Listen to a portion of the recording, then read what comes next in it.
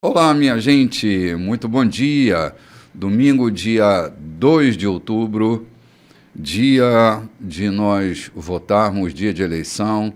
Espero que cada um faça uma escolha consciente pelos candidatos, não é, ao Senado, à Câmara Federal, à Câmara Municipal, à Câmara Estadual, que a gente faça a escolha pelos candidatos que a gente não é que tenha simpatia, mas que a gente considere um candidato apto para exercer o governo, seja em que instância for, nas câmaras legislativas, no Senado, na presidência da República, no governo do Estado, que a gente tenha a firmeza e a clareza de estar escolhendo um candidato competente, moralmente competente, administrativamente competente, que a gente olhe para a competência e faça uma escolha consciente.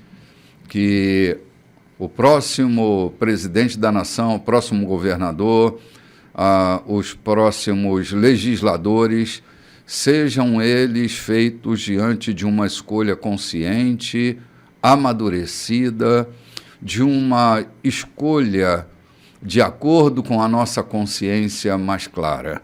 Que Deus nos dê graça para que o próximo ciclo nós tenhamos os políticos que estarão nos representando nas suas mais diversas instâncias, aqueles que de fato a gente se sente confiante pelo seu histórico e por toda a sua capacidade de fazer gestão, seja lá em que área for, não é? Então, preparemos-nos. Os saúdo com um bom dia, um dia de paz, um domingo de alegria, como eu disse, hoje, dia 2 de outubro, um dia importante para a democracia brasileira e nós contamos com votos conscientes.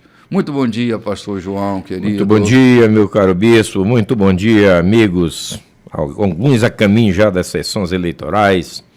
Que Deus lhe dê discernimento e graça para que a sua escolha também ajude a que o nosso país seja bem governado, o nosso Estado, as nossas leis sejam realmente cumpridas. Sim, muito bom dia, querida Loide. Bom dia, meu bispo. Bom dia, pastor João, Diogo. Bom dia, você que está aí do outro lado. E eu quero deixar para você o versículo lá de Salmo 33, 12. Feliz é a nação que tem Deus como Senhor. Amém? Vote com tranquilidade e peça direção a esse nosso Deus. Amém? Isso aí, gente. Nós estamos estudando aqui no Café com o Bispo o Evangelho segundo Mateus.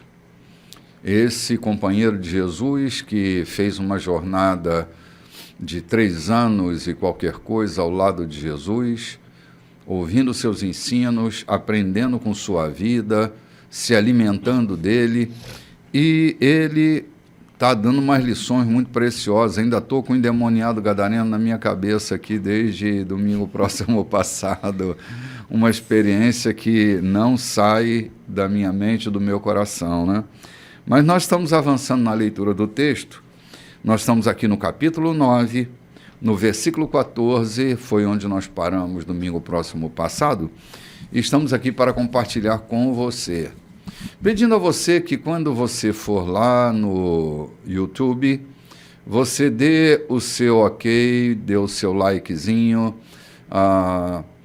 transmita para os seus amigos, se o conteúdo lhe interessa e interessa a seus amigos. Vamos fazer girar pelo mundo afora a mensagem do Evangelho. Se você se identifica conosco, com aquilo que nós ensinamos, então seja um divulgador desse conteúdo que tem abençoado tanta gente. Não é que eu imagino, é que de fato eu tenho recebido bastante retorno do tipo de influência que a gente tem tido nos programas Café com Bispo. A gente tem entrado até por questões polêmicas, mas a gente não tem polemizado coisa nenhuma, porque o Evangelho em si, ele é polêmico para a escuridão, mas para a luz não há polêmica. São assuntos completamente confortáveis para o nosso coração. Se você, então, se identifica com a gente, ajuda a gente a divulgar aí a programação da gente, espalhando lá no YouTube, no canal Igreja da Colheita. Você, a partir das 9 horas da manhã, vai ter esse conteúdo lá. Aí você vai lá na setinha de envio e envie para os seus amigos, vamos compartilhar e vamos dar sentido ao evangelho. Eu não sei evangelizar, eu não sei pregar. A gente pode usar o programa como fonte evangelizadora, né, João? Sem dúvida. Antigamente nós usávamos aquelas bolachinhas que os cultos eram gravados, a gente tinha uma máquina reprodutora aqui e a gente espalhava de bolachinha para tudo quanto é canto aí, né? Para tudo quanto era amigo, para tudo quanto era conhecido, e verdade. Às vezes para desconhecidos mesmo. Isso surtiu efeito. Lembrando que o programa Café com o Bispo não é um patrimônio da Igreja da Colheita para manter a sua programação. É, na verdade, o espírito com que o fazemos é que a palavra de Deus chegue aos seus ouvidos de forma esclarecida, conforme nós dizemos aqui quase todos os programas. Aquilo que o Espírito Santo nos colocar na boca, isso falaremos para que ela tenha efeito nos seus corações. Assim seja, João. Lloyd, João tinha lá seus seguidores, João o Batista. Sim. E quando Jesus começa seu ministério, ele está aí dando seguimento a ele, os discípulos de João também vão se aproximar de Jesus. Era óbvio que isso acontecesse, né? Sim. E o primeiro texto narrado de Mateus, que fala desse encontro, é justamente aí a partir do versículo 14, né? Quando os discípulos de João vão se aproximar de Jesus. Isso Vamos fazer mesmo. A leitura desse texto, querida? Vamos. Olha, uma leitura maravilhosa. Aqui no versículo 14, nós iremos agora entrar em um momento em que Jesus vai falar sobre jejum, né? Sim. Muito tremendo. Então, vamos lá. Pouco depois, os seguidores de João aproximaram-se e perguntaram: por que nós e os fariseus adotamos a disciplina do jejum, mas os teus seguidores não? Jesus respondeu: numa festa de casamento, vocês não economizam no bolo e nem no vinho, porque estão festejando. Depois poderão até precisar economizar, mas não durante a festa. Enquanto o noivo e a noiva estão com vocês, é tudo alegria. Depois que os noivos forem embora, o jejum pode começar. Ninguém joga água fria na fogueira enquanto tem gente em volta. Essa é a vinda do reino. E continuou: ninguém corta um cachecol de seda para remendar uma roupa velha. Usa-se um remendo que combine. Ninguém guarda vinho em garrafas rachadas. Ok, vamos dar uma paradinha aqui. Olha, que esse texto é um texto que dirime muita dúvida sobre a prática do jejum, né? É que jejum não é uma doutrina bíblica, é uma prática. Os judeus praticavam o jejum como forma ritual de culto, como manifestação da sua aflição sobre alguma questão. Era uma espécie de quebrantamento. Podia ser individual, podia ser da família, podia ser da nação toda. Era uma demonstração explícita da humanidade que aquela pessoa tinha, né? Então, é assim, era a nudez dela, era uma demonstração da fraqueza humana diante da grandeza divina. O jejum nunca foi uma barganha, nunca se praticou o jejum como a prática dos judeus para barganhar com Deus, uma greve de fome. Havia um motivo, havia uma intenção. E Jesus está esclarecendo isso aqui, não é? Está dizendo para eles: olha, enquanto o noivo está presente, não tem por que jejuar. Quando a ausência do noivo acontecer, quando vocês se sentirem distante do noivo, quando a festa terminar, aí eu digo que vocês podem e devem jejuar. Mas enquanto o noivo está presente, não. Há umas questões muito sérias nesse envolvimento da prática do jejum, como se isso fosse uma doutrina, e no meu jejum Deus estivesse obrigado a responder a minha oração por causa da minha greve de fome. A gente precisa melhorar esse entendimento, porque ele não está correto. Deus não está obrigado a responder as minhas súplicas, as minhas intercessões, só porque eu estou de estômago vazio. Não é uma doutrina de sacrifício da carne, né? Estou me sacrificando. É essa demonstração. Por exemplo, toda vez que eu jejuo, e não é meu hábito jejuar constantemente, mas toda vez que eu tenho uma decisão mais séria, com maiores implicações para fazer, eu pratico o jejum, para que as energias do meu corpo estejam completamente voltadas para a minha atividade cerebral. Porque quando a gente come, né? E ainda há pouco a gente fez uma refeição que me deu um soninho depois, porque todas as minhas energias ficam concentradas no meu aparelho digestivo para que o alimento seja metabolizado devidamente. Então dá aquela preguiça, aquele desânimo, aquela falta de atenção. E quando, assim, eu vou pregar, por exemplo, à tarde, eu, horas antes, não como mais nada, para que meu cérebro esteja com perfeita atividade, sem qualquer distração no meu organismo. Então, são coisas que o corpo e a mente vão trabalhar adequadamente, acrescentando também os adendos do benefício da nossa espiritualidade, dessa nossa sensibilidade, dessa demonstração da carência humana. A gente tem hábitos que não condizem exatamente com o conceito de jejum bíblico. A gente adquiriu uma cultura, né, criada pelo asceticismo, né, o autossacrifício, a autoimolação, né, para que assim, Deus agora vai ter misericórdia de mim. Não estou comendo, não estou bebendo, estou emagrecendo, estou sofrendo, e agora ele está obrigado, como um pai amoroso que é, a vir me socorrer. Então, jejum não é greve de fome. É isso que Jesus está explicando por aqui, né? Como se falou de início, jejum não é uma prática do cristianismo. Vê-se lá no povo de Nínive, quando ouviram a mensagem, não jejuaram para o favor de Deus, mas jejuaram reconhecendo a sua perversidade e como uma forma de dizer a Deus: estamos aqui prontos para receber o teu favor. Não que eles estivessem implorando, porque o favor já havia chegado. Sim. Lá em Isaías 58, também Deus fala de um jejum que gera praticidade entre os judeus ou qualquer nação do mundo que tivesse um Deus, jejuava nesse sentido, né? Sim. Então, só corroborando com isso... É o jejum que eu espero, diz Deus lá em Isaías, né? Deus, o jejum que eu espero é que vocês pleiteiem a causa dos órfãos, das viúvas, que vocês socorram os necessitados. Esse é o jejum.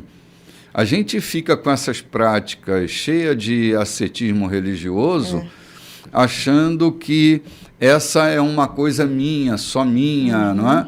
E a gente não inclui aquilo que deve ser o fundamento do nosso jejum, que é a prática da nossa justiça, a prática da nossa generosidade, da nossa compaixão, não é? E eu acho interessante como Jesus trouxe assim, se eu estou presente, né? Se Jesus está presente na minha vida, a alegria do Senhor é a minha força, a generosidade. Jesus está tão presente que não falta. Por quê? Não tem motivo, é como se... Não tem motivo, não há jejum, porque está abundante, tudo está abundante. Agora, o momento que não estiver mais Jesus presente na minha vida, eu vou ter que trazer esse noivo de volta, né? Esse noivo tem que voltar para a festa, né? Para que haja alegria, para que haja esse embriagar do Espírito Santo de Deus. Porque ele está dizendo, enquanto estiver presente... Para que jejuar se o noivo está presente, se está tudo bem? Agora, quando não estiver nada bem, que vocês estiverem em escassez de alegria, escassez de direcionamento de Deus, escassez porque está fazendo greve de fome, será? Está em escassez. Sim. Traga o noivo para a festa, traga o noivo para a sua casa, traga o noivo para o seu templo espiritual. Sim. Né? É bem legal essa mensagem que Jesus fala sobre como é o jejum, essa visão de jejum Sim. para ele. Porque assim, jejuar é saudável até para o organismo, né? É. A prática de jejum é uma prática de Limpar alto o benefício. organismo, né? Limpar o exatamente, organismo, né? Agora tem uma dieta do jejum intermitente, né? É. Que é uma prática para acelerar o metabolismo, melhorar a condição de vida. Isso. Então, assim, para o jejum, há uma série de designações, não é? E não somos só nós, evangélicos, que fazemos jejum, né? Não. Eu conheço pessoas de academia que fazem jejum, né? Para que eles possam desfrutar do organismo, limpar o organismo para a prática do esporte. Então, existe aí uma série de pessoas fazendo jejum que não seja pelo motivo espiritual, Sim. mas pelo motivo físico, mental, limpar a mente, né? Tem Sim. toda essa série de coisas. Verdade, verdade. Entrando ainda no Isaías 58, parece que Deus está chamando aqui a atenção de um jejum da ganância, da opressão. Ou seja, em vez de fazerem jejum de comida, libertem da opressão de vocês os que trabalham com vocês. Deem a eles os direitos que têm, os funcionários que trabalham com vocês, que recebam o direito que eles têm, deixem de ser gananciosos. Abram mão disso, ou seja, façam jejum da própria ganância ou do recurso, para que outros tenham acesso. João, há tantos jejuns que fogem da questão do alimento nutritivo, né?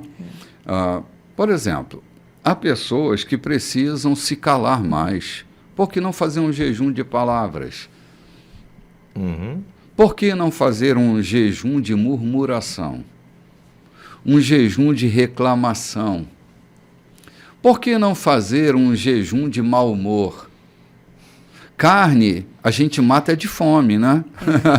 A carne só tem um jeito de matá-la, de fome. E então a emoção não é na alimente, carne, né? Bispo? A emoção é na carne, né? Sim. Então a gente tem que ter muito cuidado para que a gente tenha uma relação mais saudável com esse conceito de jejum. Olha, todos nós que estamos na igreja há tanto tempo, conhecemos pessoas que se abstêm do alimento, fazem jejum, mas são brabas, feito um siri na lata. Não, o que mudou esse jejum? Não é? Ela fez foi greve de fome, possivelmente, não estou aqui fazendo uma crítica absoluta, mas alguns estão só fazendo greve de fome. Quando né? saem do jejum, nada de mudança aconteceu na vida, né? É verdade, João. E aí eu vou voltar de Não novo. houve nem quebrantamento, João. Eu vou voltar aqui para o capítulo 58 de Isaías de novo. Quebrantem-se. Vocês estão jejuando, mas brigando no dia que jejuam. Sim. João, eu estava ouvindo, acho que eu só ouvi, não, um monte de gente ouviu, foi divulgado aí na internet, um líder religioso, dito evangélico, que estava propondo um jejum para Deus matar todos os ministros do STF, para Deus acabar com a vida deles. Olha que absurdo, cara, que esse cara está fazendo. Promovendo um jejum na igreja dele, convocando a nação para jejuar, para Deus destruir o STF, para acabar com a vida dos ministros do STF. Foi parecido com a história dos fariseus que estavam jejuando, né, para que Paulo fosse morto. Perfeita lembrança, Loide. Exatamente. Olha que loucura! Que loucura! Que espiritualidade nós estamos lidando, né? Então, assim, que motivos são esses que a gente tem aqui e ali esse ímpeto, né, de mortificar a carne, de se chicotear, né? É uma relação sádica, masoquista, não é? Masoquista. Você acha que Deus gosta disso? Deus já disse o que gosta no nosso jejum, lá no texto de Isaías. O que Deus gosta é que a gente cuide dos órfãos, dos necessitados, das viúvas, das causas sociais, das causas planetárias. Reparta Esse é o teu pão desejo com de Deus, né? faminto. Pois é, Rio. Bem lembrado, Lloyd, aqui, propósito de jejum, propósito de morte. Aham. Propósito de morte com jejum, e de morte de quem? Não era do Satanás, não. Sim, isso parece mais feitiçaria. Era de um né, servo João? de Deus. Parece mais uma macumbaria das piores possíveis, loucura. Fazer jejum com o propósito de matar um servo de Deus só porque ele não reza na minha cartilha religiosa? Uhum. Meu Deus. Então, que nós tenhamos o discernimento de Deus, do Espírito Santo entre em nossas vidas, para entendermos, na verdade, qual o propósito quando nos dispusermos a jejuar. Sim. Amém. Olha, ninguém corta um cachecol de seda para remendar uma roupa velha. O Evangelho é isso, ele é esse cachecol de seda. Não é uma colcha de retalho. A proposta não é guardar vinho novo em odre velho.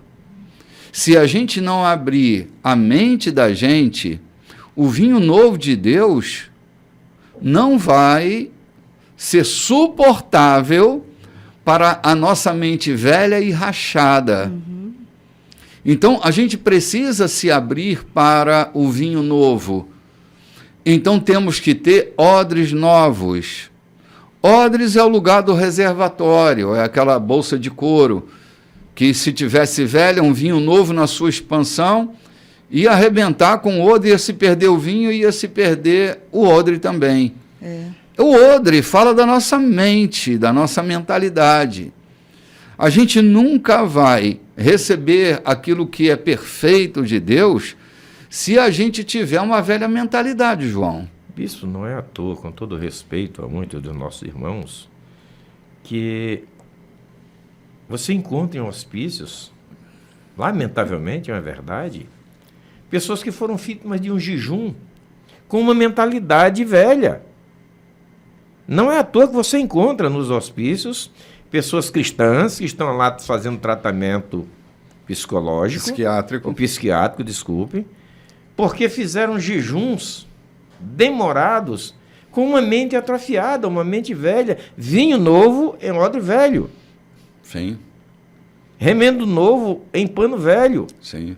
Uma mente não preparada para alcançar o favor ou a graça ou aquilo que queria alcançar de Deus, então se debruçaram no jejum desmedido e, infelizmente, a gente encontra muitos cristãos no hospício vítima de jejuns. Sim.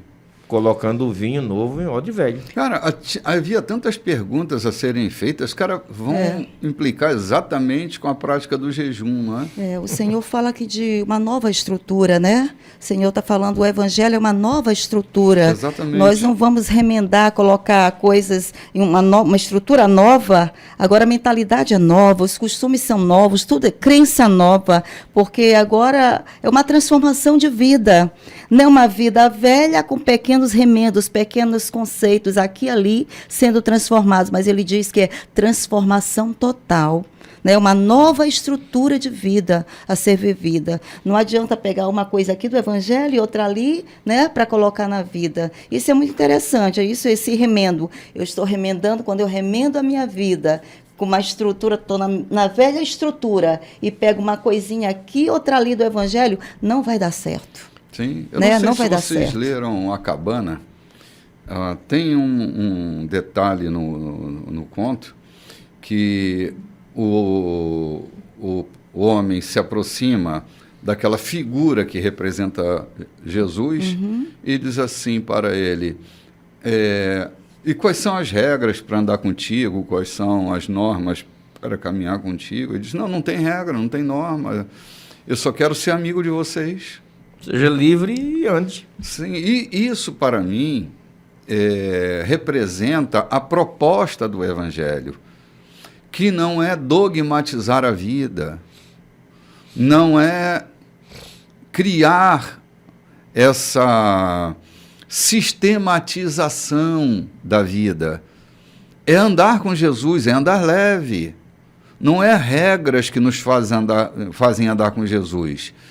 é a nossa disposição de caminhar nele e em sua palavra.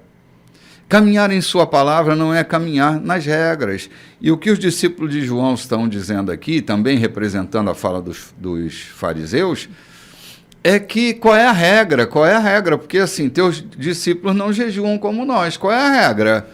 Né? Então a proposta não é regra, é mente nova, é odre novo, para que o vinho novo possa, ao se expandir, não romper. Muitos enlouquecem, João, por causa disso, são odres velhos recebendo um vinho novo, não suporta o vinho novo, acabam enlouquecendo, acabam indo para a prática do manicômio.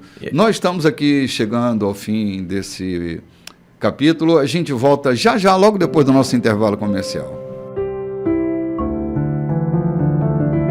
Pois é, gente, está dando buchicho esse assunto do jejum.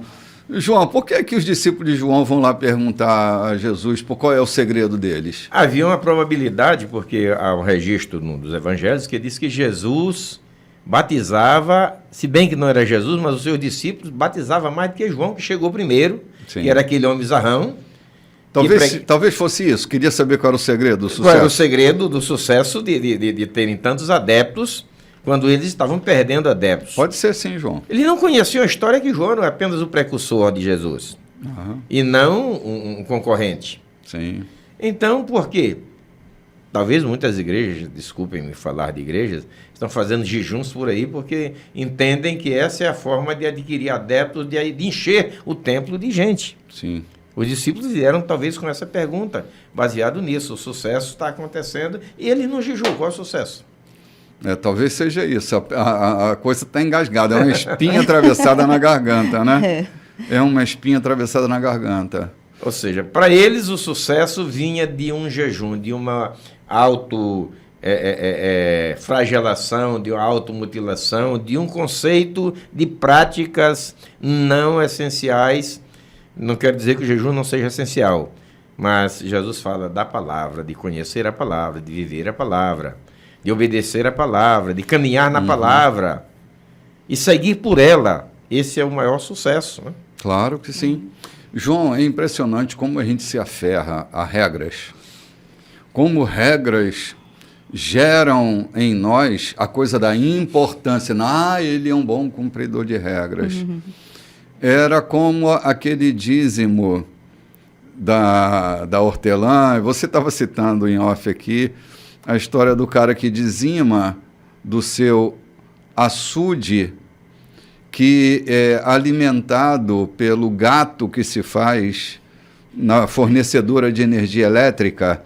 Da água que é para alimentar a sociedade, ele dizia para o açude e paga seus dízimos cumprindo regra e achando que está sendo abençoado porque cumpre essas pequenas regras. Sim. Já falamos daquele que fabrica o mel e vende mel de açúcar como se fosse mel de abelha e paga os seus dízimos religiosamente, ainda separa um pouquinho para oferta. Isso é colocar vinho novo em odre velho. Essa vida não vai suportar. Sim. Não vai suportar. Veja que o fracasso espera logo adiante. Sim, não é a regra, João.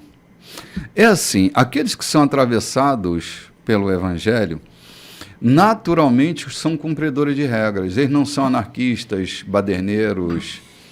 Normalmente, quem é atravessado pelo Evangelho, vou novamente reivindicar aqui a presença do nosso irmão Jeremias, quando ele diz, eu vou imprimir na tábua do coração de vocês a minha lei. Quem é atravessado pelo Evangelho, quem tem esse odre novo, a lei está impressa no coração. Não é um seguidor de regras, pelas regras, mas tem as regras dentro do seu próprio coração. Então a preocupação não é em cumprir regras, é o que eu tenho que fazer aqui agora. O que eu preciso fazer acontecer? Qual é a minha operação de justiça? Qual é a minha operação de amor?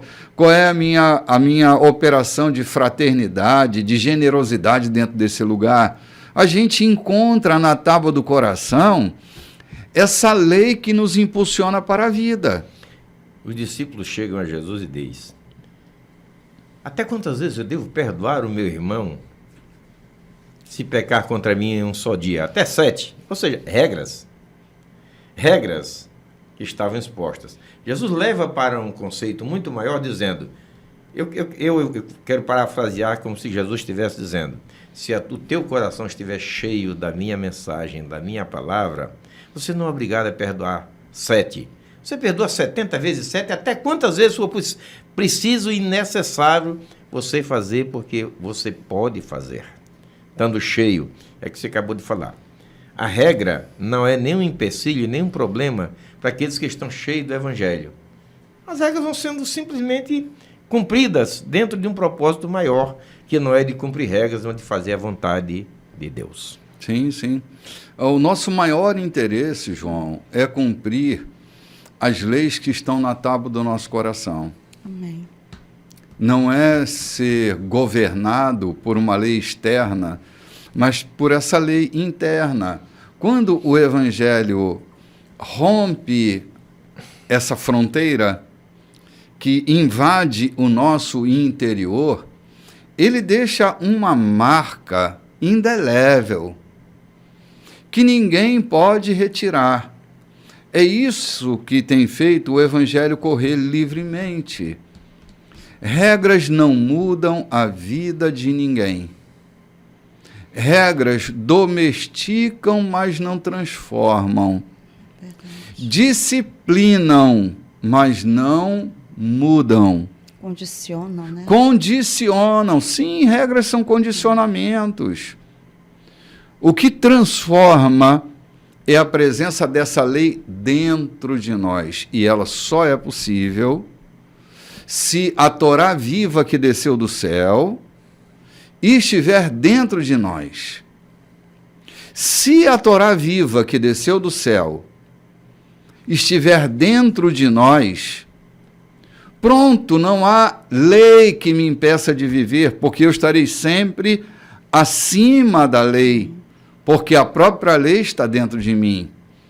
Quando os fariseus, arguindo com Jesus, lá uma certa ocasião, diz, vocês examinam as Escrituras tentando achar nela o caminho, eu sou. Vocês leem sem me ver, porque eu sou de quem as Escrituras falam, eu sou a própria Escritura, e vocês não me leem, vocês não me discernem, vocês leem literatura, mas não são capazes de ler a minha vida, de discernir-me. Vocês estão com os olhos embotados em regras, não em mim. Então vocês leem e não conseguem acessar, porque eu sou a própria lei, eu sou a própria vida. E ele embatucava a cabeça daqueles caras, né? Porque eram verdadeiros cumpridores de regras. Cegos, né, Bispo? Cegos, não conseguiam enxergar. Não conseguiam enxergar. Não. Aquilo que tem se dito aqui, encher a mente de conhecimento, de historicidade, não é viver o cristianismo. O cristianismo vai estar no coração, lá dentro.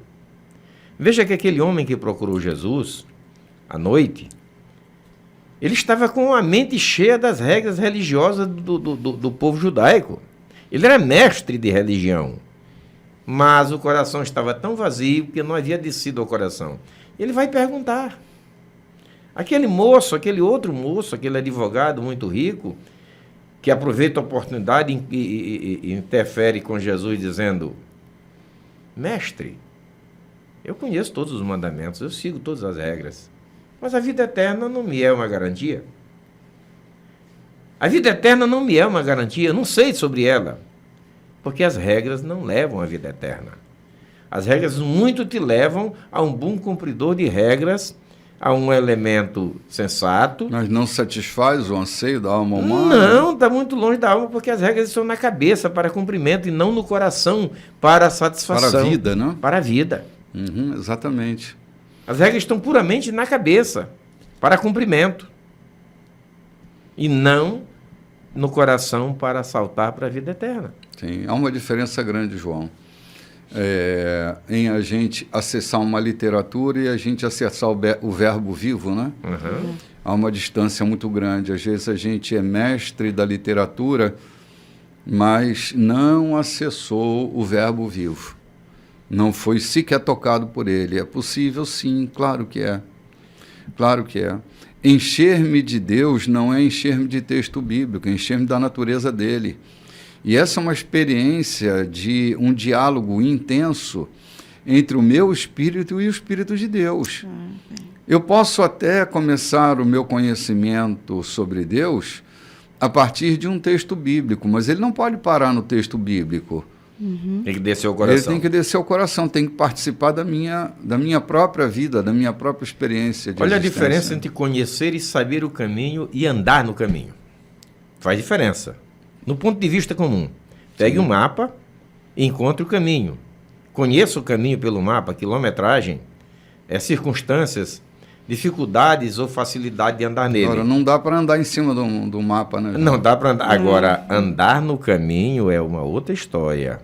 Conhecer a historicidade de Cristo, as regras da religião e andar com Cristo faz muita diferença. Sim.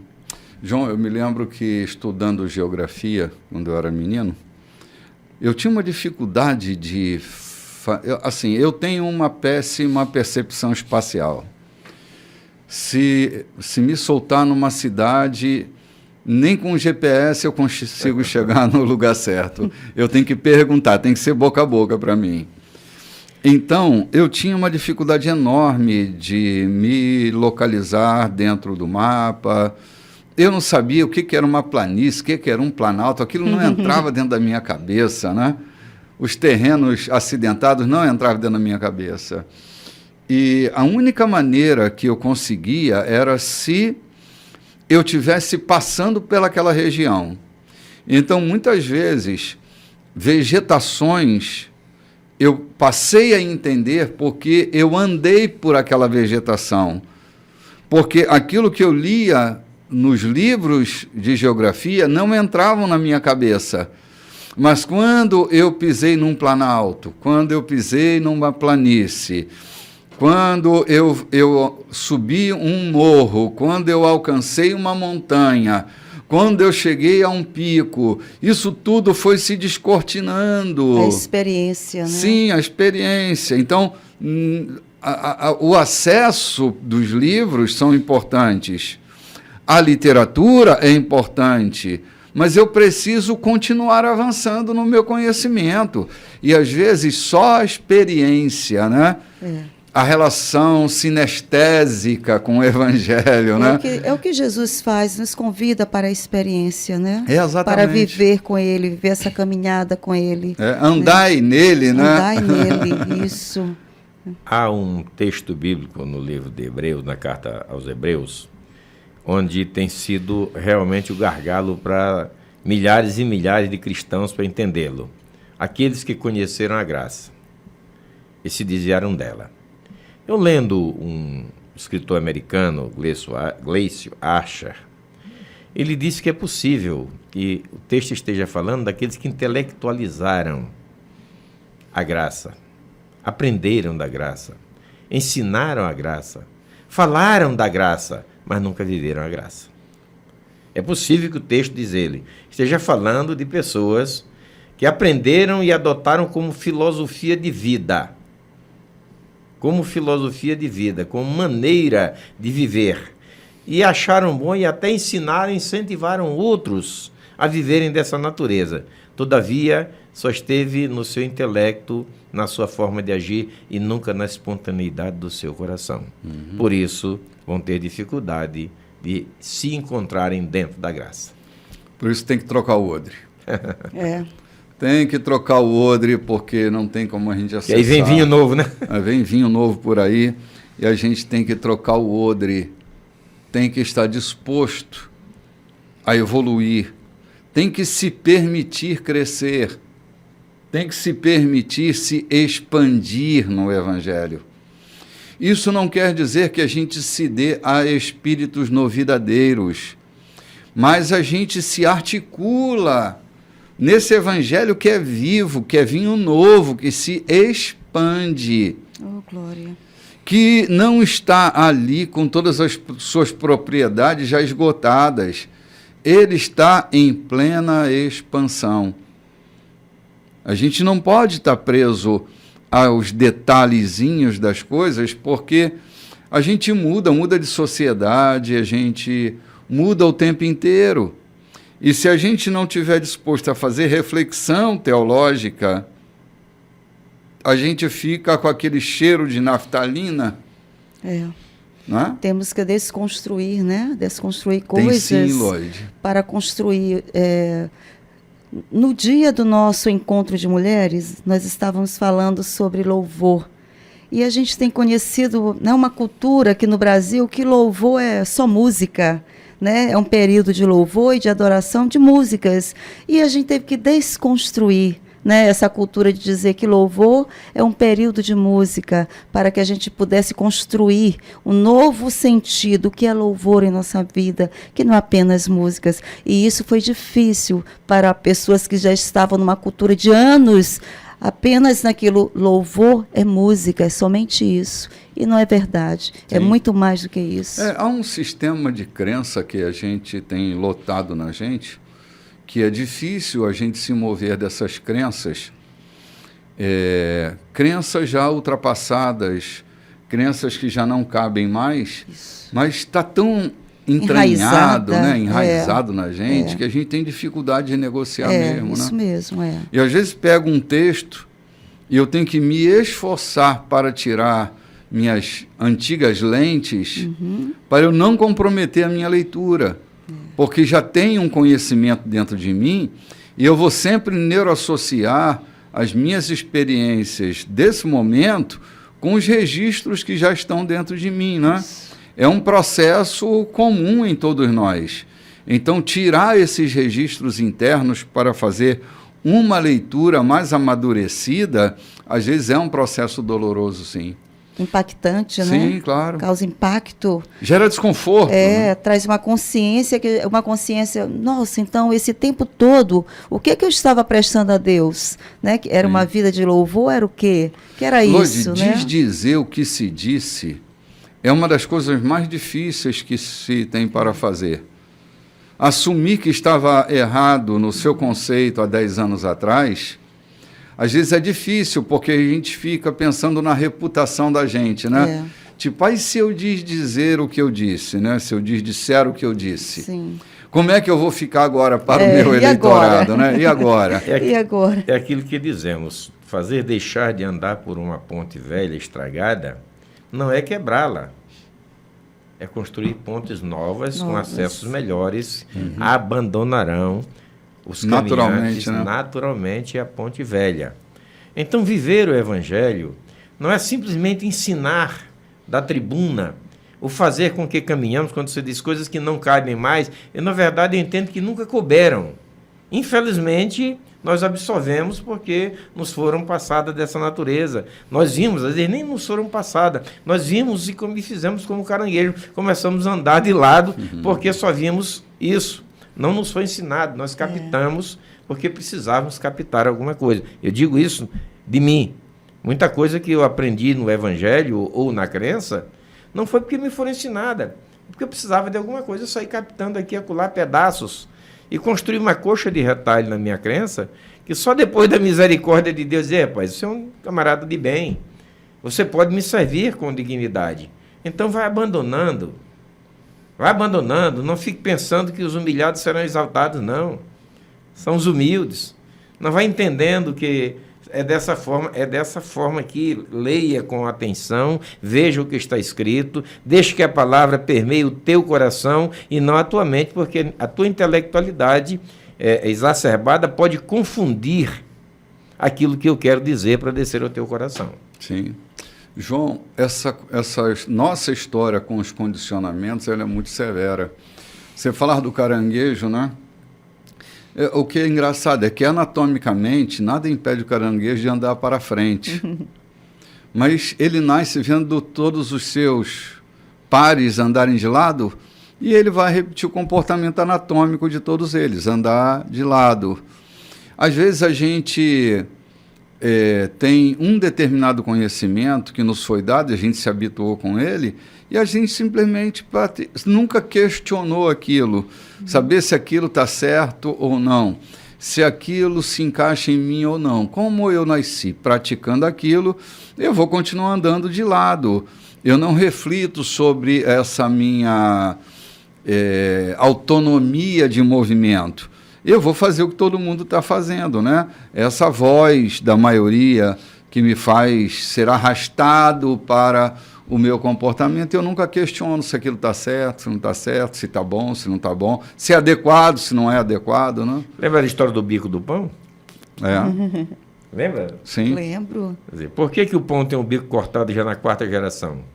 Ninguém nunca questionou por quê. O dia que perguntaram à ancestral, ela disse que no meu forno não cabia o pão com os bicos daquele tamanho. Ou seja, havia uma razão lá no princípio, que não havia mais necessidade de ser seguida. Então, há coisas que não há mais necessidade. Não é que estejamos trazendo um novo evangelho. É porque o evangelho tem se tornado claro e vivo nas nossas vidas. E vivê-lo dessa natureza se torna mais leve para vivermos. Não é mais leve para pecarmos e dizermos que estamos livres. É mais leve para vivermos o evangelho em Cristo, quando ele, na verdade, permeia o nosso coração com as verdades. Não a semelhança dos discípulos de João, quando dizem: por que os teus discípulos não jejuam? Nós, para fazermos o evangelismo que João está fazendo, precisamos jejuar. E vocês não jejuam por quê? Não precisam desse crédito para continuar? Sim, João, agora imagina. 4 versículos deu esse caldo dos 2 capítulos. E uma coisa tão simples que é a coisa do jejum, né? Mas nós vamos ter que andar um cadinho aqui, Eloy, senão nós vamos ficar. Vamos terminar o programa de hoje jejuando. Vamos para o versículo 18 agora, vamos para o versículo 18. Assim que acabou de falar, um oficial logo apareceu, curvou-se educadamente e disse: minha filha acabou de morrer, mas se o Senhor impuser as mãos sobre ela, tenho certeza de que ela viverá. Jesus foi com ele e os discípulos o seguiram. No caminho, uma mulher que estava sofrendo de hemorragia havia 12 anos esgueirou-se por trás dele e tocou-lhe levemente a roupa.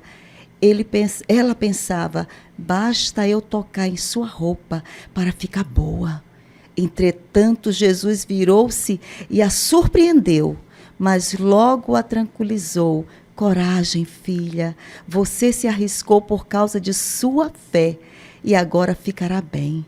No mesmo instante, a mulher ficou curada.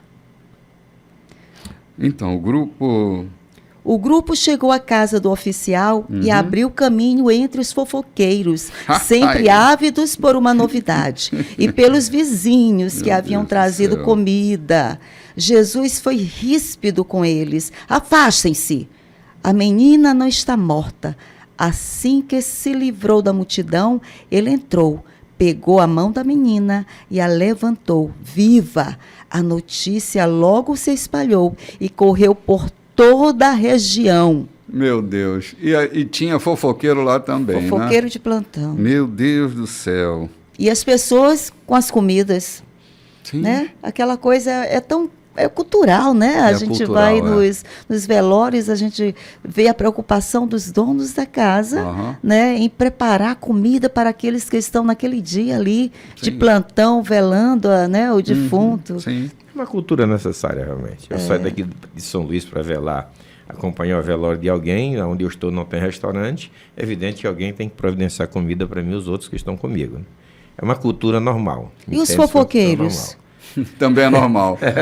Não é normal, é comum. Também é normal. É comum, João, não é normal, é comum. É comum. Eu vou contar para vocês uma história aqui que eu não gostaria de contar, mas talvez sirva. Perdi um sobrinho de forma abrupta, de forma trágica. Ele confrontou com um ônibus com a sua moto e morreu. Isso dentro de 3 horas da batida, ele faleceu no hospital e nós o levamos para casa. Temos uma área lá onde morávamos, e colocamos o corpo ali para ser velado. Chegaram 2 da casa de Jairo, né? E perguntaram para que a minha irmã, mãe do menino, ouvisse. Ele morreu desviado? Que pena que ele morreu desviado. Eu me aproximei dela, sou muito rústico, fui muito duro, mas disse: minhas queridas, se vocês vieram velar aqui para dar consolo a essa mãe que sofre pela perda do filho, eu aceito a presença de vocês. Mas se vocês vieram aqui por julgamento na alma daquele que se foi, é dispensável a presença de vocês. Isso muito aconteceu bem, comigo aqui muito perto, entendeu? Agora imagina que já é comum, né? Sim, Jesus. Jesus tem misericórdia, porque sempre estarão ali esperando a última notícia. João, a impressão que eu tenho é que as pessoas não estão interessadas em saber do estado em que a outra se encontra, mas das notícias que brotam ao redor daquela tragédia. É. Eu não estou preocupado com aquela mãe que está sofrendo, com aquele pai que está sofrendo. Eu estou atrás dos porquês daquilo ter acontecido. De como aconteceu, a culpa. Sim, eu quero notícia. Eu não quero levar consolo, eu quero ter notícia. Eu quero esparramar as últimas notícias. Tem sociedades que se aperfeiçoam nas últimas notícias, não é? Na Bíblia tem lá uma cidade ali da região da Grécia que estava especializada nas últimas notícias. Né? Era o de plantão. O de plantão. Gente, a gente vai ali tomar um cafezinho e volta no próximo plantão. Impressionante, gente, como esses fofoqueiros de plantão acabam tomando conta da nossa conversa, né? E a gente se esquece da coisa mais importante que acontece naquele dia, que não é a presença dos fofoqueiros, mas é a presença de Jesus ali, que retoma a vida perdida daquela menina, que traz um novo sentido para aquela família, que agrega a vida aquele espírito de mortandade que lá estava. E foi fantástica a presença de Jesus ali. Esse é Jesus, bispo. Sim. É por isso que eu não abro mão dele. É esse Jesus que passa pelo caminho uma mulher sofredora de 38 anos que não tem nem coragem de se aproximar dele, de encará-lo cara a cara, tal era a sua vergonha. E vem por trás e recebe a atenção dele, né? Sim. O texto que nós lemos aqui, né? E recebe a atenção dele. Sim, João, que coisa impressionante é essa mulher. Eu sempre digo que a história dessa mulher não é uma história de 12 anos de um fluxo sanguíneo, mas é a história do que ela pensava durante o tempo que ela passava com essa aflição de 12 anos. Imagina, Loide, 12 anos numa menstruação incessante. 12 anos rejeitada, excluída. Excluída, né? Até da fé, né? Excluída da fé, da sociedade, excluída de convívio, excluída do amor, do pertencimento, de importância, excluída, né? Vivendo essa dor isolada, né? Junto com pessoas que ela teve que se acostumar a conviver. Aí um dia ela ouve falar que Jesus estava descendo do barco, passando por ali, e ela disse: hoje vai ser diferente, hoje eu vou tomar uma decisão. Ouvi dizer que ele cura, então hoje vai ser o meu dia. Olha aí, a gente tomar uma decisão na vida. Decisões mudam destino, né, Loide? Decisões mudam destino. Muitas vezes a gente tem que acordar para tomar decisões. E essa mulher que disse: hoje eu faço diferente. Ninguém vai me impedir. Eu vou caminhar no meio dessa multidão. Não quero saber. Eu vou tocá-lo. Eu vou tocar, nem que seja em suas vestes. Aí está o posicionamento cheio de fé, pastor João, dessa mulher. Não era uma vestimenta mágica, não. Era a fé daquela mulher que foi acessada, foi acionada. Ela ouvi dizer que esse homem cura. Hoje vai ser o meu dia. Um dia eu vou voltar para minha casa. Será que essa mulher não tinha esse pensamento? Um dia eu vou voltar para minha casa. Né? Quantas vezes eu já viajei, já fiquei... O desejo de um abraço, o desejo de estar em família, o desejo de ser tocada, de ser acarinhada no rosto, na face, de receber seja bem-vindo, mamãe, minha irmã, minha filha. Imagina, às vezes eu viajo e eu fico lembrando, se eu estivesse na minha casa, tomando aquele chá, aquele café, na mesa com meus filhos, e essa mulher disse: hoje eu vou tocar nessa veste. E isso fez toda a diferença, não foi, pastor Implica João? uma série de coisas, Loide. Pode ser que aquela mulher fosse considerada até maldita, nem nunca tivesse podido casar Isso mesmo. por conta dessa doença. Fedida, pastor João. Entendeu? É que na Fedida. cultura Sim. israelita, ter um fluxo de sangue era ser imundo, não podia tocar, não podia abraçar, não podia beijar, não podia ter relação nenhuma com ninguém. Gente, viver dentro de uma casa com tudo separado. Eu já convivi isso quando a Morfeia era dessa natureza. O meu avô foi separado para morar numa casinha lá no fundo do quintal, e a comida era dada para ele numa vara com uma forquilha e colocada no prato dele. Gente, eu vivi isso quando eu era criança. Imagine a dor desse homem que estava do outro lado. Para mim, como criança, ele morreu, eu tinha apenas 10 anos. Como criança, eu senti esse sofrimento. Imagina uma pessoa dentro de casa, com tudo separado, tudo segregado, como estava essa mulher. Segundo, essa mulher arriscou a sua própria vida. Porque Correu risco. ao tocar numa pessoa sã, sendo ela uma mulher impura, conforme a lei de Moisés, ela corria o risco de ser apedrejada. Corria o risco de ser apedrejada ou alijada para sempre, jogada lá numa caverna, alijada para sempre. A fé daquela mulher ultrapassou os limites da vida, entre a vida e a morte. E nós devemos correr esse risco, sei lá, quando é possível. Quando é necessário. Eu lembro que no exercício da minha profissão, muitas vezes atropelei a lei, sujeito a responder um processo para ter misericórdia de alguém que precisava da misericórdia do meu trabalho. Uhum. E eu não me arrependo disso. Se eu tivesse que responder, responderia. Todavia, para deixar aquela pessoa livre, eu estaria com muito mais condição de responder um processo, podendo deixar alguém que não tinha condição de respondê-lo.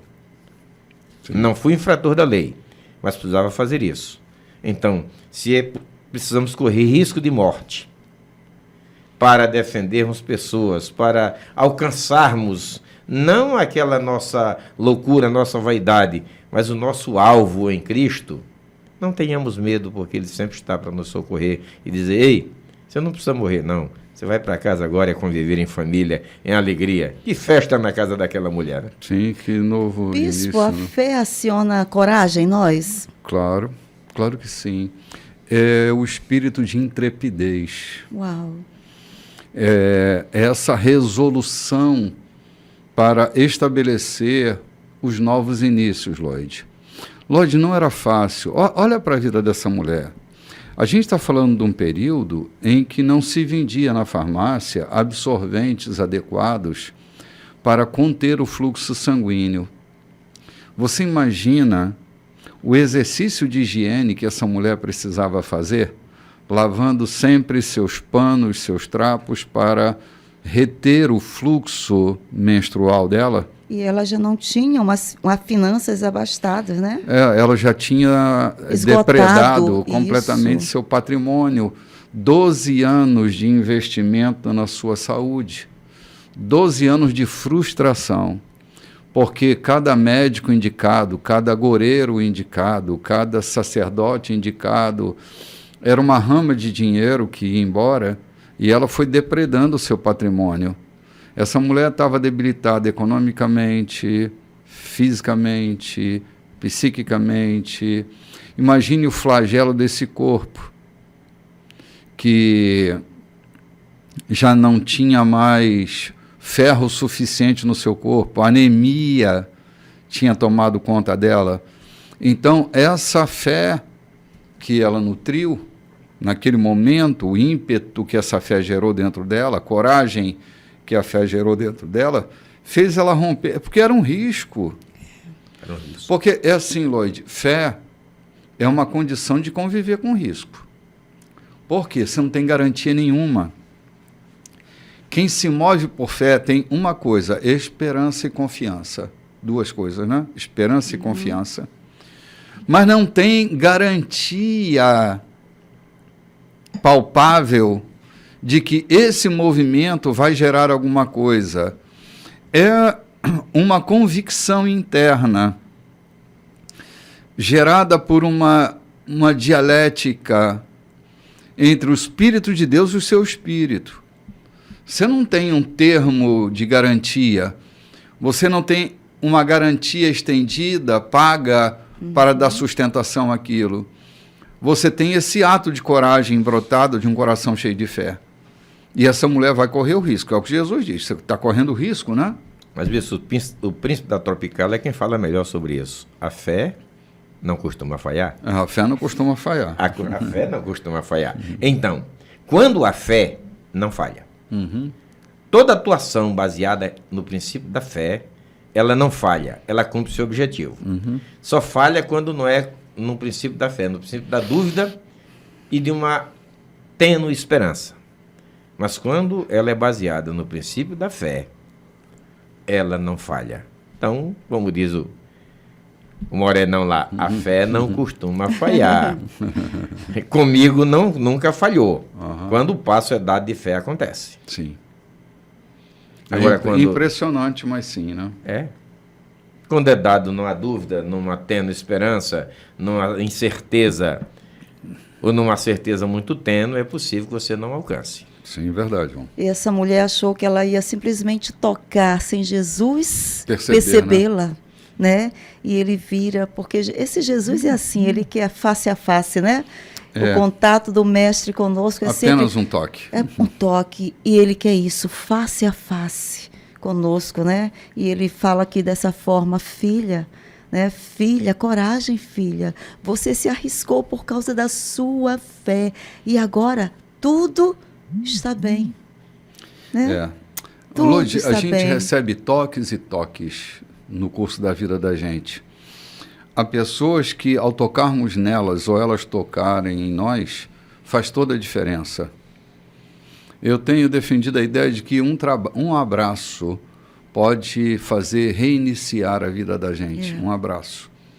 Um toque só, João. Eu lembro, bispo. Eu gosto de contar as minhas histórias, as minhas experiências, e elas são reais. Eu estava na hora do almoço trabalhando no interior, e chega um cidadão numa caminhonete bonita, quase chorando, e diz: me socorre porque a minha máquina virou lá no Sacaitava e a situação é difícil. Você pode me ajudar? Eu digo: pois não. Bem na margem, bem onde você vai passar, tem 2 máquinas minhas trabalhando.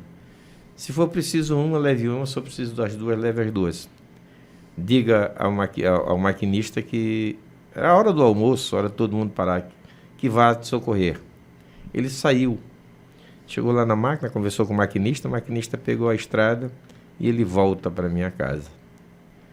E diz: eu não queria só sua máquina, eu queria sua presença. Ela me dá a garantia de que nós vamos tirar a máquina de lá.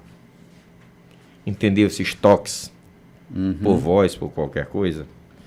Quando você inspira confiança, quando as pessoas entendem que em ti está a solução, foi assim com aquela mulher, com Jesus, que não era uma divindade, era um homem caminhando. Jesus não estava ali como uma divindade, mas como um homem em cuja vida milagres, de cuja vida virtudes saíam, de cujo homem saíam virtudes para curar. Não pode ser diferente conosco. Ele diz: eu vos dou o meu Espírito, está com vocês, vos dou autoridade, poder. É tão gostoso, eu não me senti vaidoso nem um pouco. Eu fui, efetuamos um trabalho cansativo, exaustivo, e Deus foi me dando estratégia e nós tiramos a máquina daquele homem sem nenhum prejuízo dela quebrar alguma coisa. Apenas ela tinha caído despencada de uma barreira nos 6 metros de altura, mas saiu de lá ilesa e caminhou. Mas ele disse: eu não quero só a sua máquina, eu quero a sua presença. Veja a diferença que faz isso. Uma experiência que me marcou muito. João, há coisas que só a nossa presença é capaz de mudar. Humores, condições. A nossa presença traz uma certa garantia. A nossa presença é capaz de ressignificar coisas. Tu imagina, não foi Jesus que tocou nessa mulher. Foi ela que tocou nele. Sabe? Ela se projetou nele. E ele se derramou nela. Ela toca nele e ele se derrama nela. Ai, coisa linda. É um toque que chama a atenção dele, dá importância a ela. Tu imagina, cara, 12 anos sem importância. 12 anos invalidada.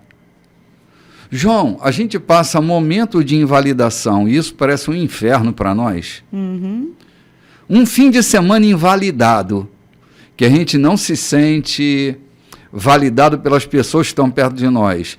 É um fim de semana infernal, parece que o mundo vai acabar.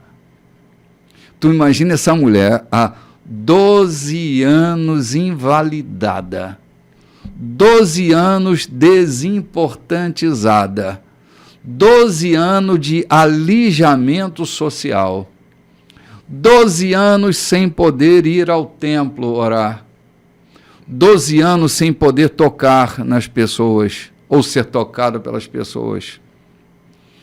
Quando Jesus para e diz, alguém me tocou, ela recebe, sabe, assim, não tem como tirar da minha cabeça de como a nossa cura interna é capaz de afetar o corpo. Desde os gadarenos, que são curados psiquicamente e os demônios vão embora, Jesus os tira. Todas essas passagens pelas quais Jesus vai vindo até aqui foram pessoas, né, com exceção do comentário da menina que está morta, mas pessoas que estavam vivendo um conflito e Jesus interrompe o conflito e as pessoas são curadas. A menina também, o pai vivendo um conflito, perdendo uma filha de 12 anos. Gente, uma criança perdida nessa idade é um golpe tremendo, é muito mais que perder um adulto ou um infanto. A menina 12 anos e a mulher 12 anos que estava enferma, né? Olha só. Conflitos interrompidos pela presença de Jesus. Você que nos ouve, que tem tido dificuldades de interromper seus conflitos, é Ele quem resolve. Chame Ele para perto de ti. Diga, hoje eu quero interromper o meu conflito, o conflito que vivo na minha casa. Ele está aí passando. Ele não está no céu simplesmente sentado lá, esquecendo de nós. Esse que eu estarei convosco todos os dias. Amém.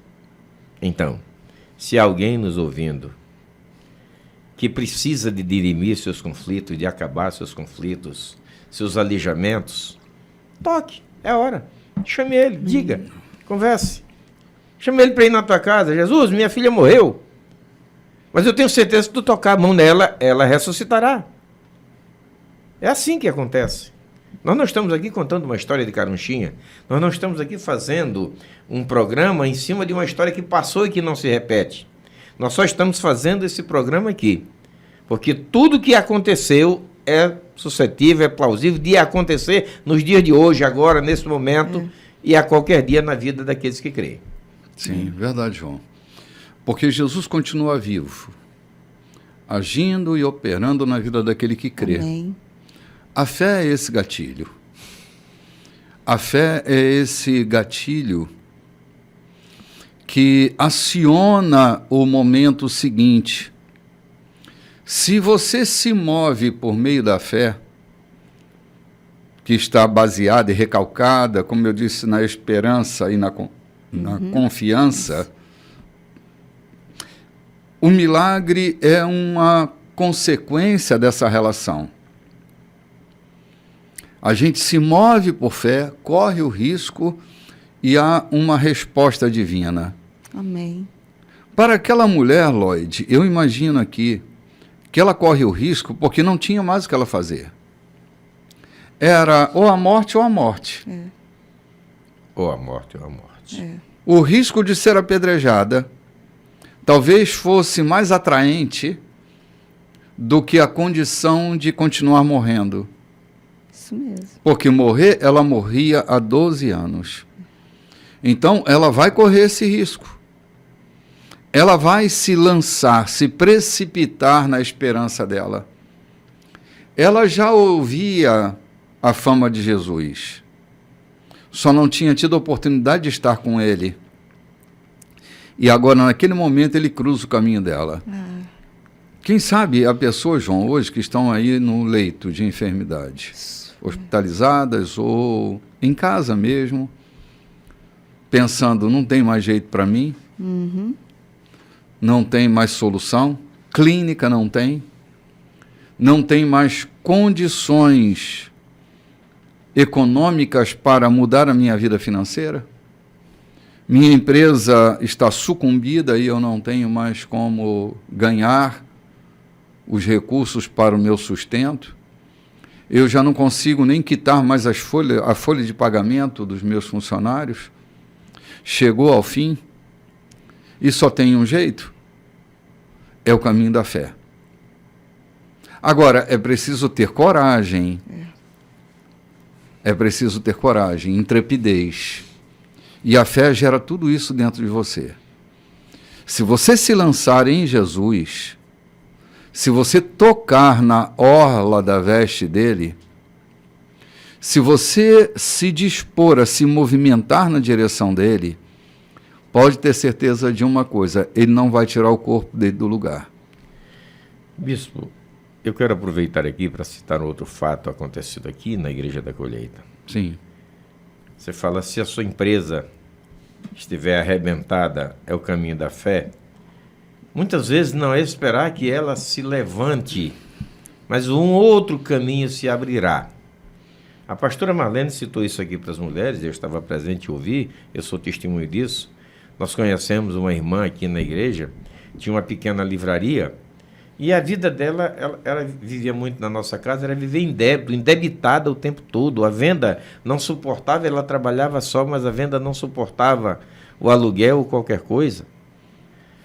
Duas irmãs daqui da igreja, a pastora Marlene e uma outra irmã, foram visitá-la, nós vamos levar uma mensagem, vamos te dizer hoje, você precisa vender isso aqui.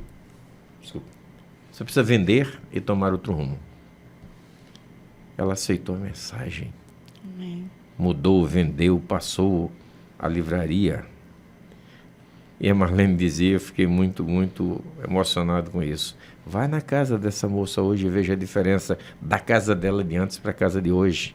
Veja a alegria no rosto dela.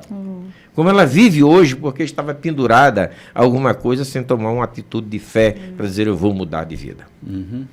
É possível que a gente esteja preso nisso. Você esteja preso nisso dizendo que é a única forma de viver. Mas Deus quer abrir outro caminho para você, quer te tirar daquilo que já não serve mais, para viver uma nova vida com mais alegria, com mais gozo, onde as coisas vão mudar na tua casa. Amém. Só ter fé e tomar atitude. Amém. Igual como ele fez na casa desse homem, né? A menina doente, morta, para o homem estava morta. Mas imagina quando essa menina ali se levantou, a oportunidade que esse pai teve que pedir perdão, né, pastor João? Pedir perdão para essa filha, agora procurar dar pertencimento, dar mais amor. Imagina um pai talvez que não tivesse tempo, né, participação na criação dessa filha, agora ele ia fazer tudo diferente. Agora ia ser um planejamento familiar diferente, né? Porque aqui a vida entrou, a morte saiu e a vida chegou. Jesus era a própria vida. E esse pai, com certeza, ele chegou, filho, agora vai ser diferente. Agora eu vou te olhar com os olhos de um pai cuidadoso, de um pai amoroso. Eu vejo oportunidades entrando aqui. Porque Jesus, quando entra na família, ele vem para mudar, né? Mudar projetos, mudar a maneira como o pai pensa, a mãe pensa, como filhos se comportam diante da criação, né? Da criação dos seus pais, né? E Jesus entrou nessa casa. E eu vejo aqui que Jesus entrou para trazer vida. Vida, qualidade de vida, de tempo nessa família. Onde ele entra, isso acontece, né? A morte foi embora e a vida chegou. Agora é um novo projeto de como pertencer, como fazer, como comer na mesa, como viver, buscar a vida. Sim. Essa é a nossa disposição, buscar a vida. A gente leu lá no capítulo 8, versículo 22, Jesus diz, segue-me, busque a vida. Busque a vida. É essa busca da vida que vai mudando as coisas em nós. Às vezes a gente está vivendo uma situação de morte, mas se a gente está vivendo uma situação de morte, a gente tem que estar buscando a vida. Nós nascemos para uma experiência de amor com a vida. E isso deve nos motivar todo dia. Ainda que a gente esteja experienciando uma relação de mortandade, é a luz da vida que deve nos guiar. Quando chegar a hora, a gente vai.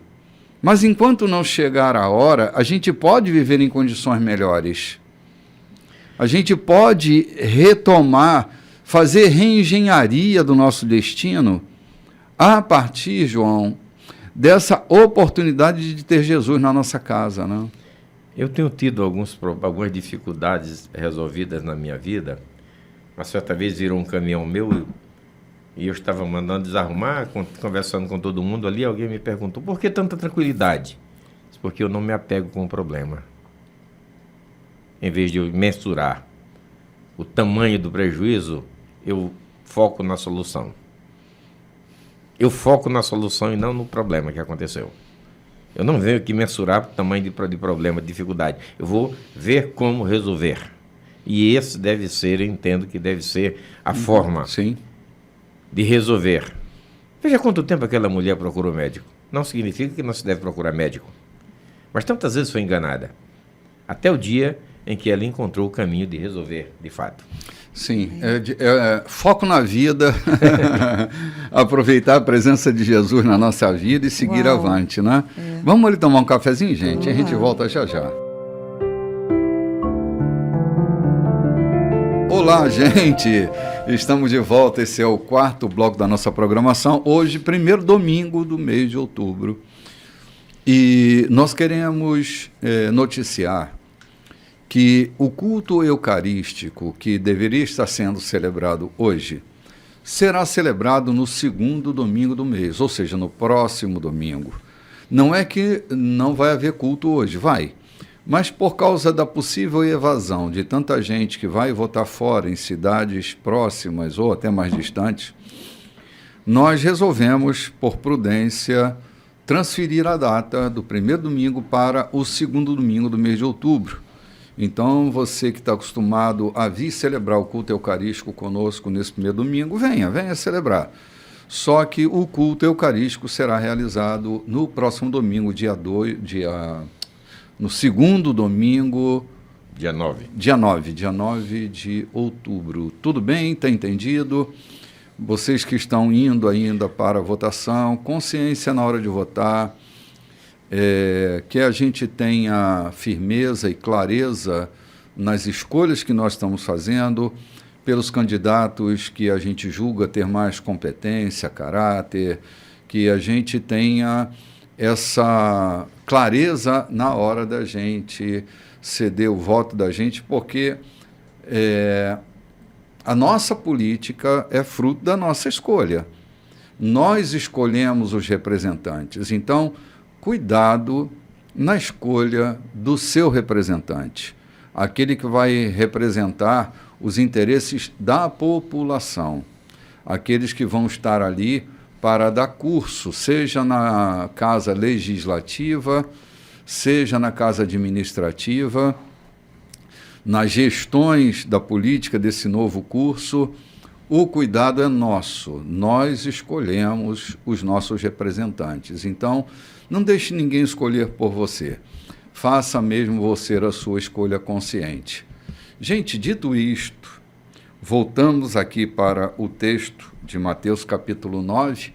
Esse é um texto que está se alongando e é possível que a gente consiga, nesse próximo bloco, terminar o capítulo 9, deixando o capítulo 10 para domingo próximo que vem. Lloyd, nós estamos aqui. Jesus acaba se deslocando da casa dessa menina que ele ressuscita e ele vai a caminho de volta para casa, né? E no versículo 27 a gente continua a história. Você pode ler para nós, querida, por favor? Sim, vamos lá. No caminho de volta, Jesus foi seguido por 2 cegos que gritavam: "Misericórdia, filho de Davi! Tem misericórdia de nós!" Ele entrou em casa e os cegos entraram com ele. Jesus perguntou: vocês realmente acreditam que eu sou capaz de curá-los? Eles responderam: sim, mestre. Ele tocou os olhos dele e disse: seja como vocês creem. E aconteceu. Eles passaram a enxergar. Mas Jesus advertiu-os com severidade: não deixem ninguém saber como isso aconteceu. No entanto, eles saíram contando o fato a todos os que o encontravam.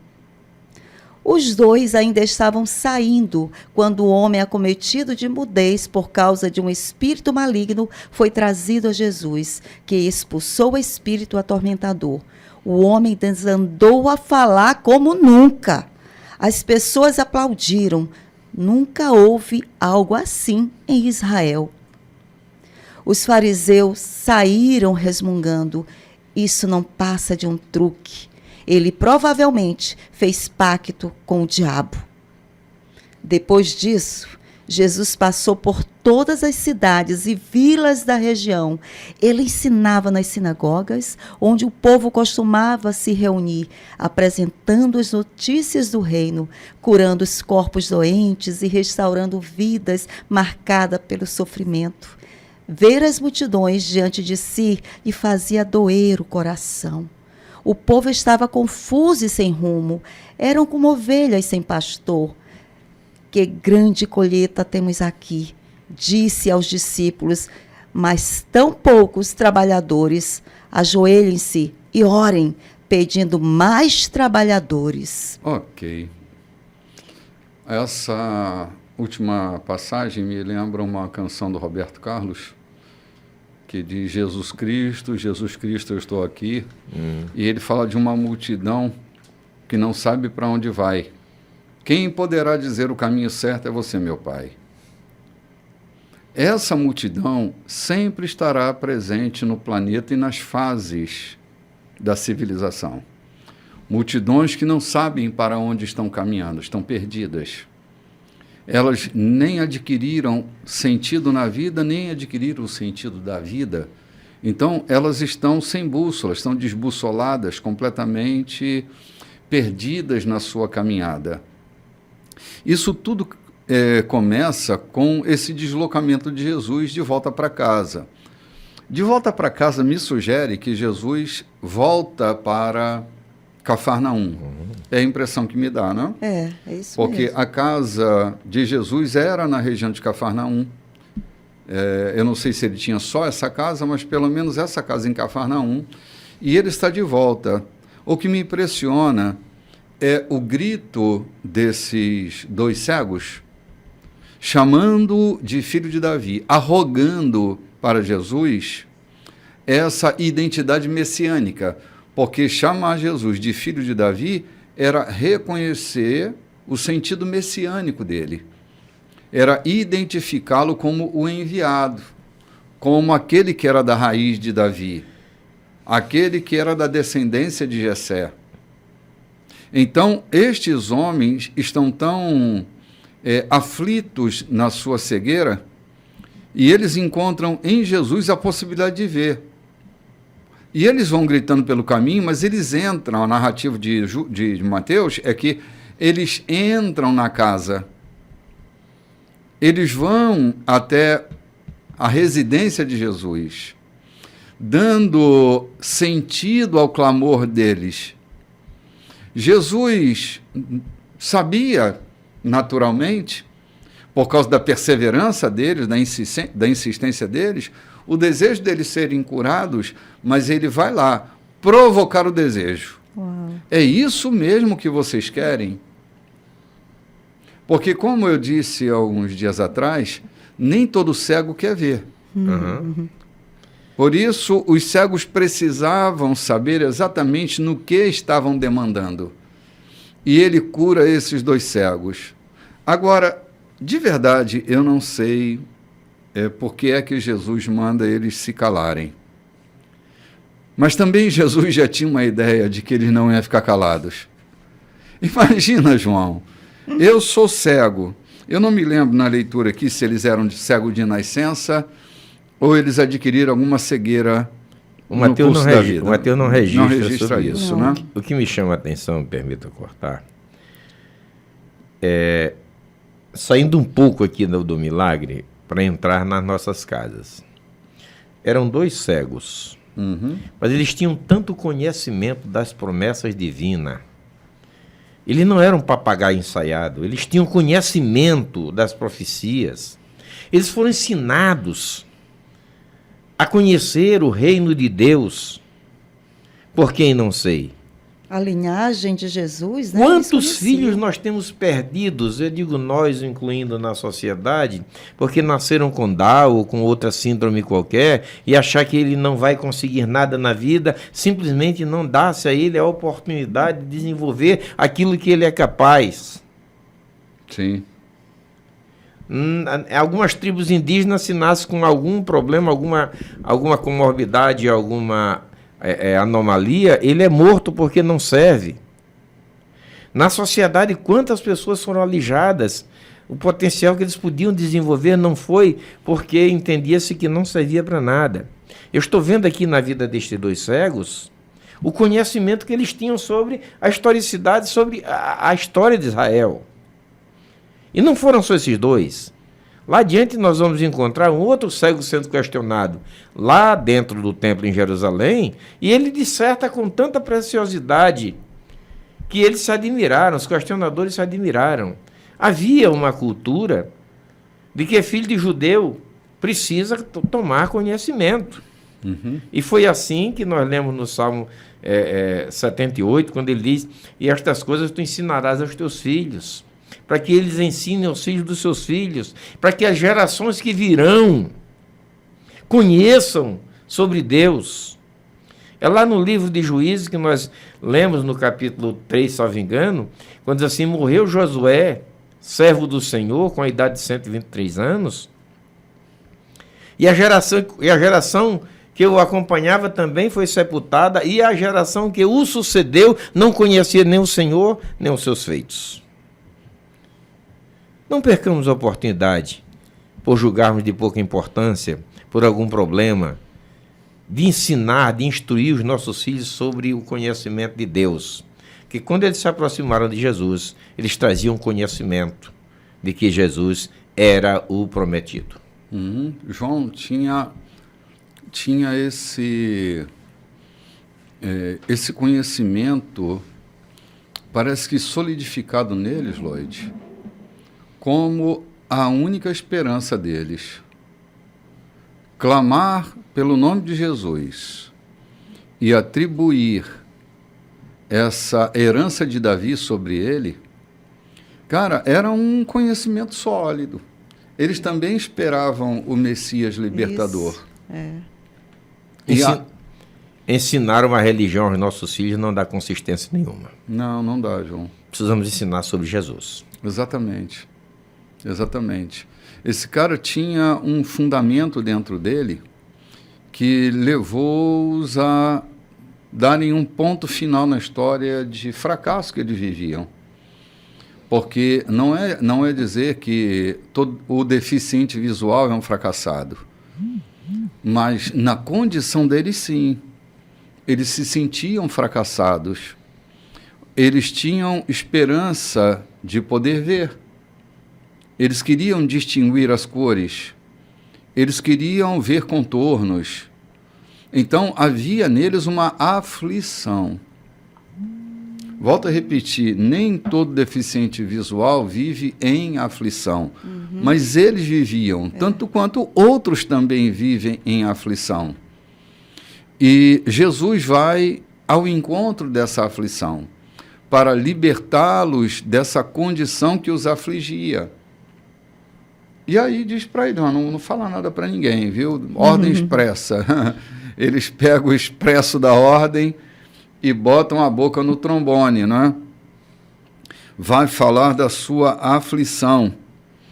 E aí trazem também, vem para aquele mesmo lugar, esse mudo. Agora, não era uma mudez qualquer. Era uma influência espiritual sobre a fala deste homem. havia uma interferência isso, né? muito forte. Muito forte.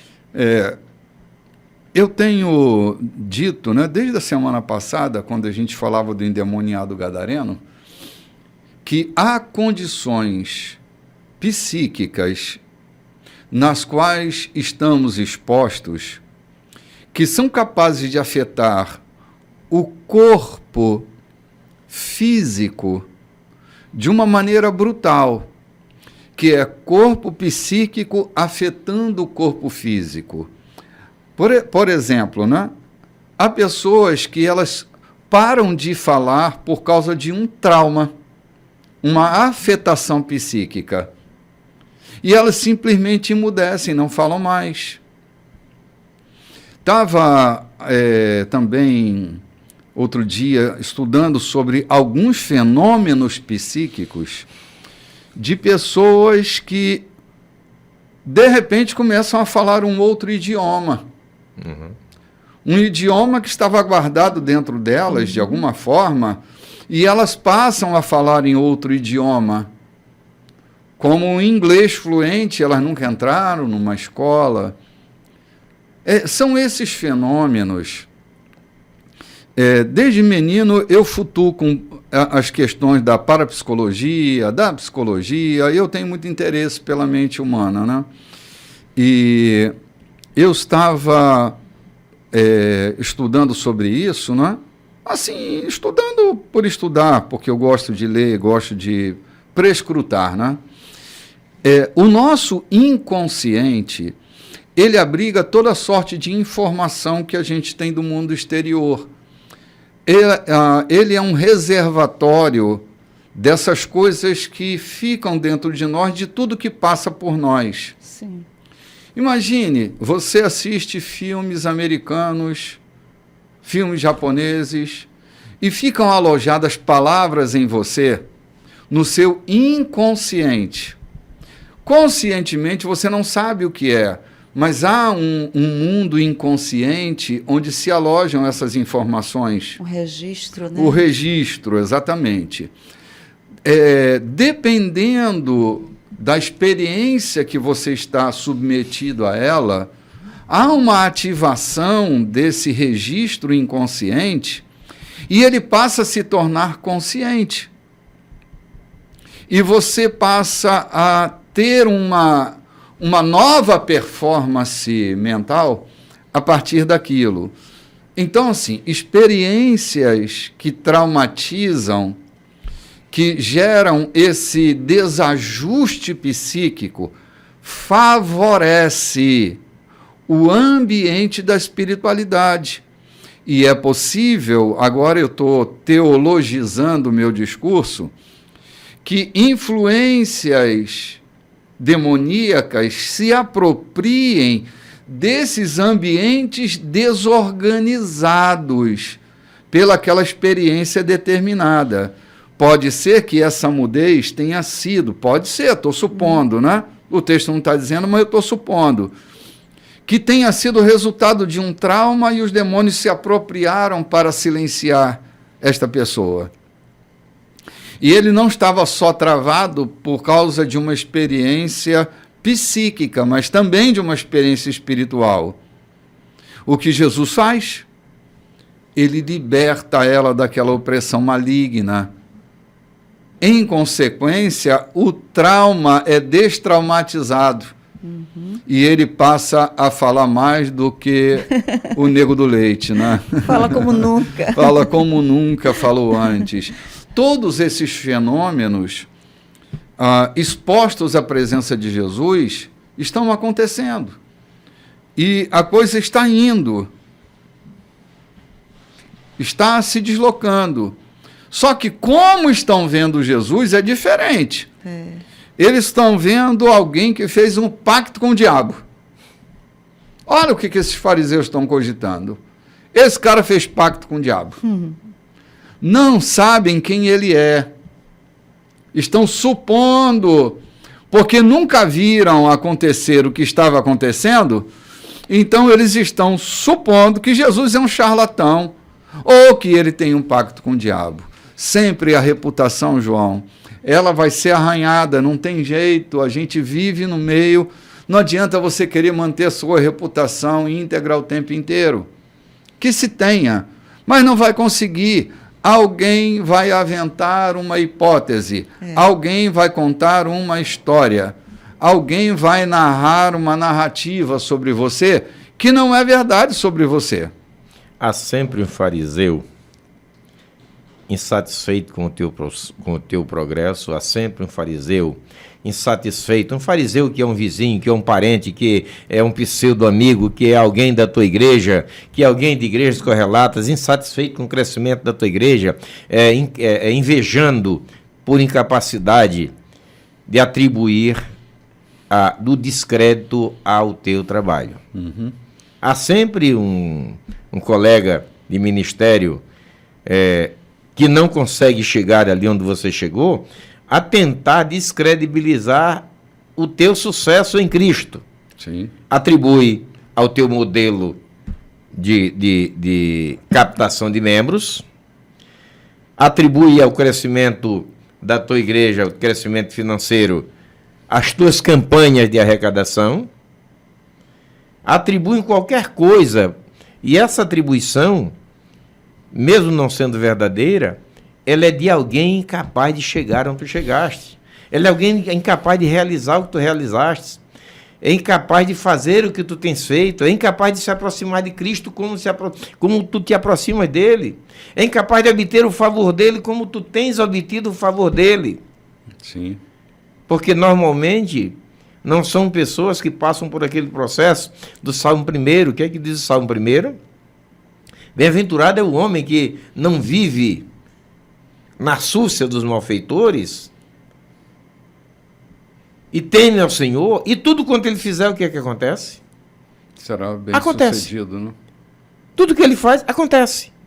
Então, há sempre um fariseu tentando mudar a tua reputação, manchar a tua imagem, encontrar para ti uma cerveja na tua geladeira, encontrar para ti uma mulher que não é a tua, qualquer coisa. Eles sempre vão estar por aí perturbando. Jesus não chamou ninguém para perto dele, não chamou fariseu ninguém, não saiu propalando nada. Eles se aproximaram e seguiam Jesus, tentando desacreditar, depreciar os seus feitos. Invalidar, né? Invalidar. Claro. E conosco não é diferente. Vai sempre achar alguém, vai sempre ter alguém por incapacidade de não conseguir concordar ou aceitar o nosso sucesso. A lasqueira, João, é que eram religiosos que estavam ali, mas né? Não é? E aqui a base de tudo era porque Jesus, olha aqui que fala, vê as multidões diante de si e fazia doer o coração. Isso aqui, quando eu li isso aqui, foi muito forte. Eu chorei muito quando eu li isso aqui. Eu digo, meu Deus, vê a multidão diante de si e fazia doer o coração. E aqui está a razão de tudo. Porque as curas, porque ele expulsou os demônios, porque também fazia doer o coração. Ele sabendo que ele tinha aquele poder, que ele era o próprio Deus, era, né? O que movia. O que movia. Por que passar e ser indiferente àquelas pessoas, né? Por que passar e dizer, não, eu não vou fazer? Ele diz, eu faço. Porque fazia doer o coração. É verdade. É que quando Jesus chegou na Terra, Israel estava passando pelo momento mais degradante da sua história. Jesus sempre chega, o Deus sempre age na história quando ela está exatamente dessa natureza. Então Jesus viu aquilo com compaixão. O que é que ele diz? Jerusalém, Jerusalém, quantas vezes eu chorei, quis te abrigar. Era um momento degradante, triste. Judeus que deviam lutar pelo seu povo eram comprados pelo poder romano. Não é diferente do que tem acontecido com o nosso país e tantos outros por aí. Homens de Deus que deviam estar exercendo o seu mandato são fragados orando por propinas que receberam, que deviam estar cumprindo a lei de Deus e a lei dos homens na terra são cooptados, são comprados, são vendidos. Que Deus não nos permita acontecer, que nos dê um espírito de escolha, um espírito de entendimento, para que hoje possamos escolher o melhor para que a nossa nação não aconteça como aconteceu quando Jesus chegou em Israel. Verdade, João. João, e o tempo está passando, a gente está vendo Jesus operando milagres o tempo inteiro, mas está chegando o fim do nosso programa de hoje. Queria lembrar você que às 18h30 começa por transmissão pelo YouTube, o canal Igreja da Colheita, o nosso culto ao vivo, o culto das águias, que também vai estar indo ao ar em transmissão ao vivo, simultânea, daqui do nosso auditório para todo o alcance da Rádio 92 a partir das 19 horas. Então, convidamos você para estar conosco esse domingo, dia 2/10, para a nossa grande celebração.